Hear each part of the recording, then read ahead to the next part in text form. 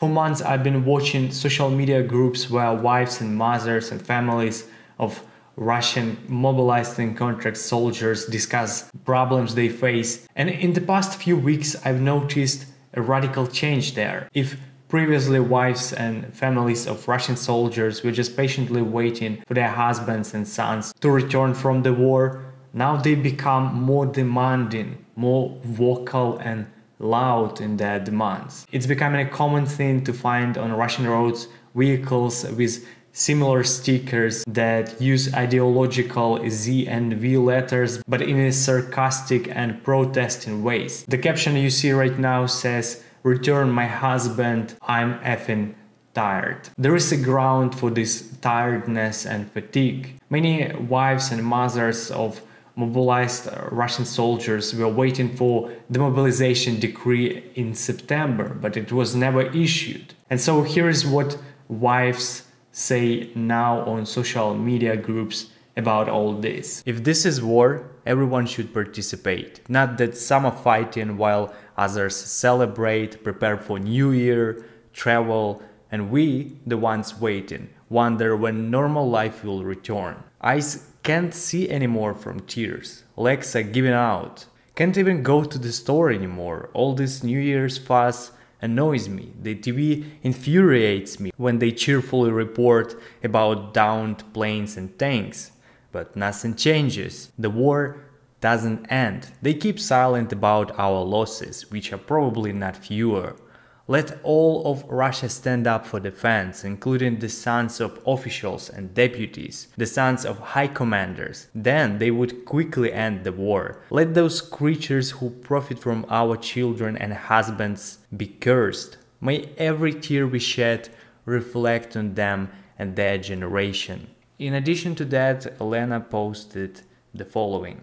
Today, on the First Channel's news, there was a poll about where people will go for New Year's. First place took the United Arab Emirates. All packages sold out starting from 260,000 rubles. That's how it is. And our people, both the mobilized and the contract soldiers, are there with mice in the cold, wet, dirty, emaciated, exhausted. The country is divided.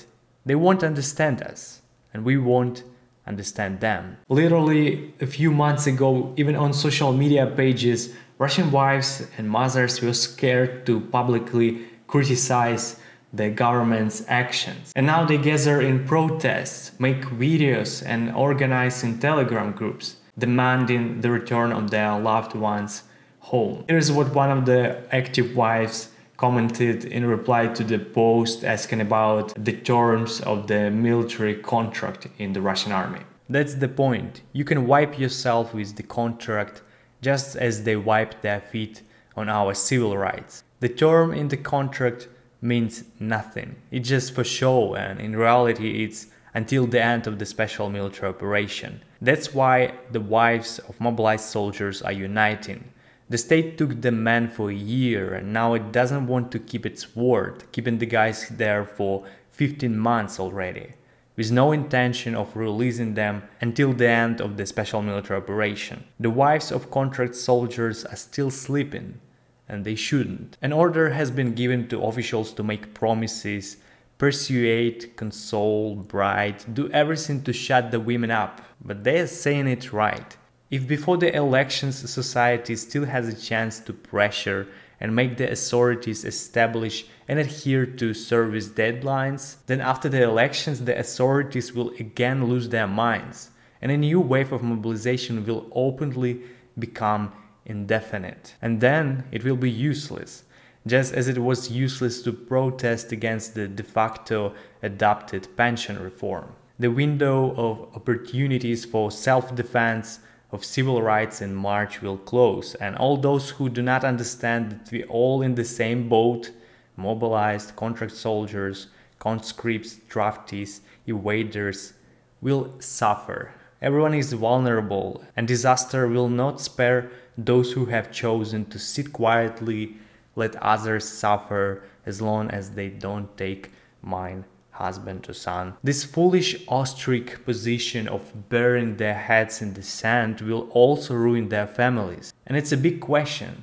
Will we manage to unite before the elections and achieve commitments from the state to adhere to service deadlines? The Russian state is doing everything it could to stop those wives from uniting. For example, it created the so-called movement Katusha, in which supposedly wives of Russian soldiers ask other wives and mothers to not protest. Real wives and families of Russian soldiers already figure out that it's just actresses who's trying to persuade them to stop their demands. Here's the speech fake wives and mothers used to trick real wives and families of Russian soldiers just to shut them up. Girlfriends, wives, daughters, loved ones. We, the wives of mobilized soldiers, address you with a sense of bewilderment and concern.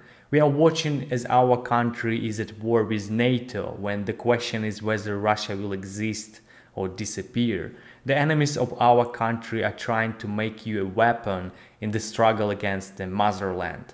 Understand that most of those horrible stories supposedly coming from the front line are written by people sitting in offices 1,000 kilometers away from the front and getting paid for it. They are the runaway criminals from Navalny's extremist friends, honing their skills in the destruction of our country.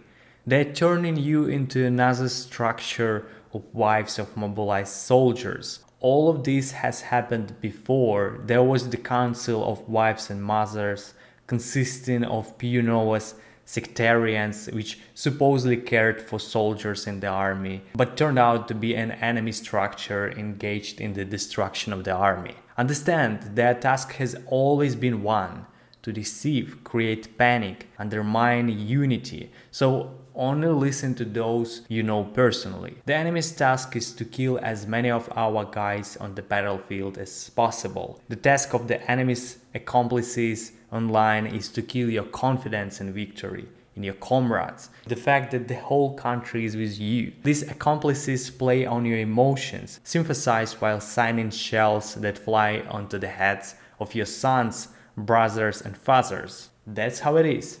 That's the truth. They turn your grief into despair, into a commodity that can be nicely packaged and sold to your own loved ones, pushing them to betrayal. They convince you to join the anti-war movement, promising that only in this way you will see your loved ones sooner. Remember, there is no anti-war movement. There is the Ukrainian, that is NATO side, which least of all wants peace and most of all wants the death of your loved ones and the victory of our enemy. Believe us, we understand you very well, at least because our loved ones are also at war. Do you think they haven't offered us to take the path of protesting, speaking out?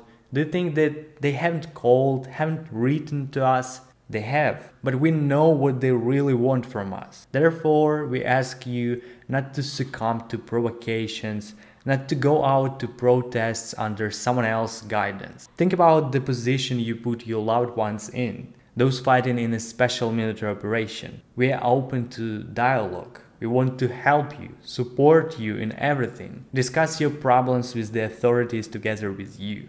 We urge you to unite with us. This way we will strengthen ourselves, help each other overcome the uncertainty, the gloom, the uncertainty of waiting. We are always by your side.